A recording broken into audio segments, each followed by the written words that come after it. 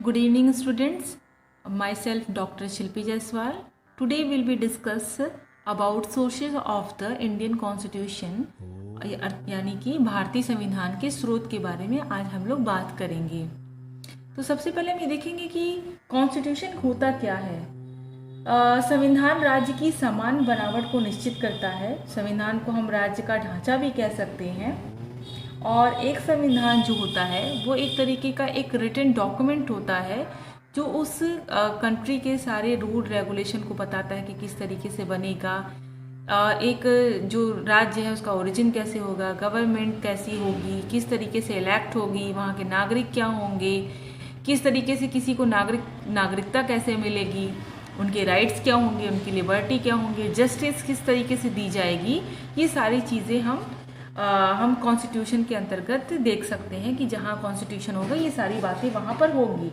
Basically अगर Indian constitution की अगर हम बात करें तो भारत के संविधान पर पश्चिमी देशों के संविधानों का गहरा प्रभाव पड़ा है। इसलिए कुछ लोगों का ये कहना है कि भारत का संविधान विदेशी संविधानों की नकल मात्र है।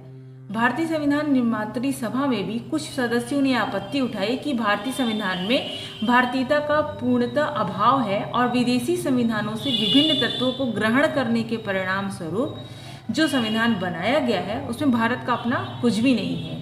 यह भी कहा गया कि संविधान में गांधीवादी सिद्धांतों को समुचित स्थान नहीं दिया गया है। कुछ सदस्यों का यह भी विचार था कि भारतीय संविधान का निर्माण प्राचीन राजनीतिक व्यवस्था तथा हिंदू राज्य के सिद्धांतों के अनुरूप किया जाना चाहिए।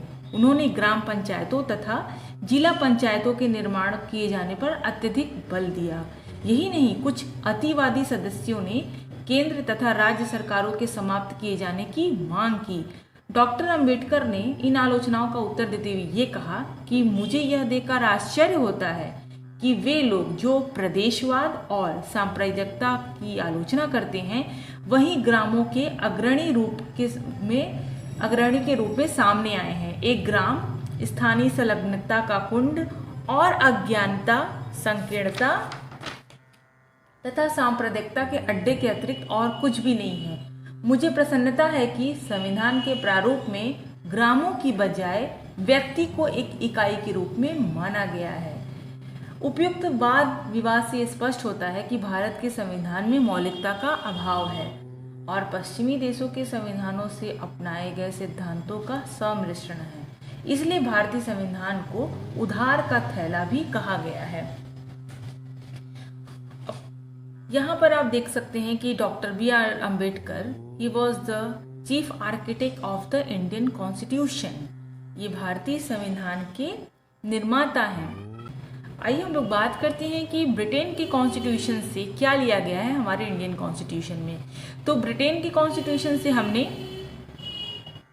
संसदीय शासन प्रणाली, विधि निर्माण प्रक्रिया, विधि का शासन, एकल नागरिकता और स्पीकर अध्यक्ष का पद लिया है। और जिसमें कि आप देख सकते हैं कि रूल ऑफ लॉ जो है यानी विधि का शासन वो हमारे इंडियन कॉन्स्टिट्यूशन के आर्टिकल 14 में रखा गया है।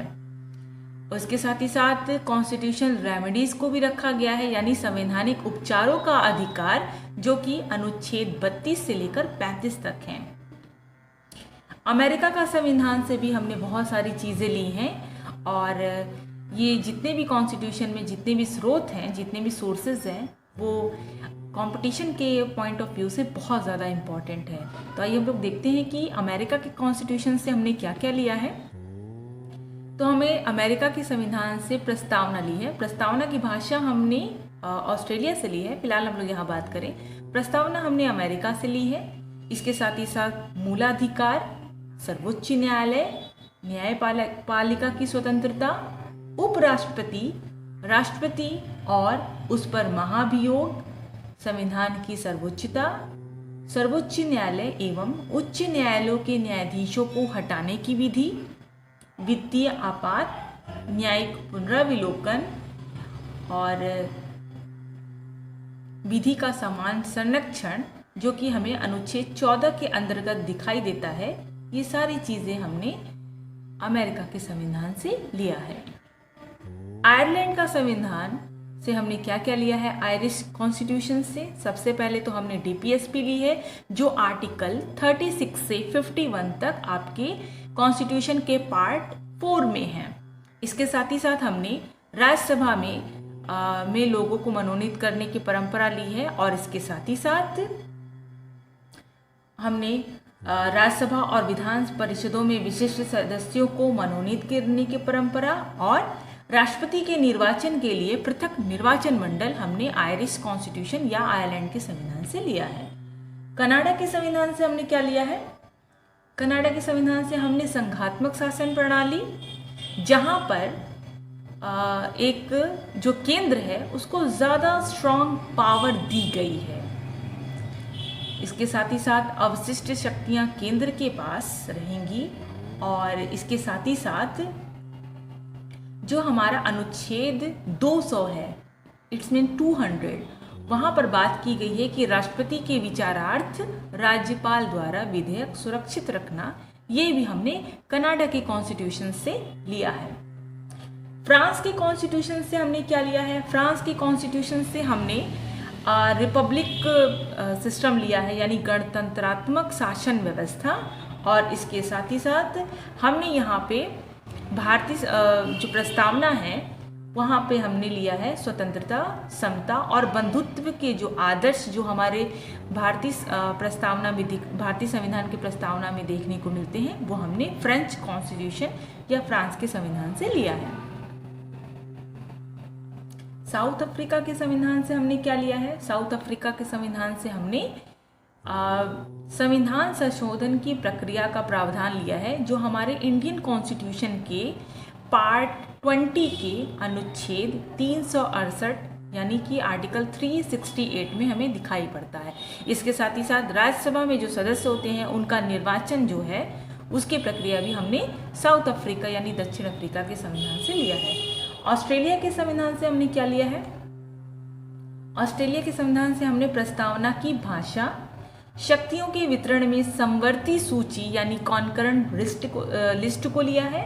इसके साथ केंद्र और राज्य के मध्य संबंध और शक्ति विभाजन हमने ऑस्ट्रेलिया के कॉन्स्टिट्यूशन से लिया है।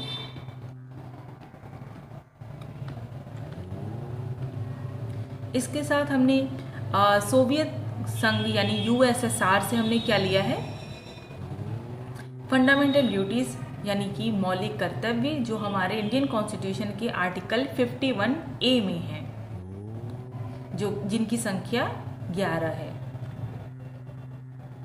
जर्मनी का कॉन्स्टिट्यूशन से हमने इमरजेंसी पावर ली है, जो कि केंद्र की तरफ से लगेगी। इसके साथ ही साथ आपातकाल के दौरान जो हमारा मौलिक अधिकार है, जो अनुच्छेद 12 से लेके 35 तक है, उसके स्थगन की बात भी, उसके स्थगन का प्रावधान भी हमने जर्मनी के संविधान से लिया है। जापान के कॉन्स्टिट्यूशन से हमने ड्यू प्रोसेस ऑफ लॉ लिया है, जो कि इंडियन कॉन्स्टिट्यूशन में प्रोसीजर एस्टैब्लिश्ड बाय लॉ के नाम से है।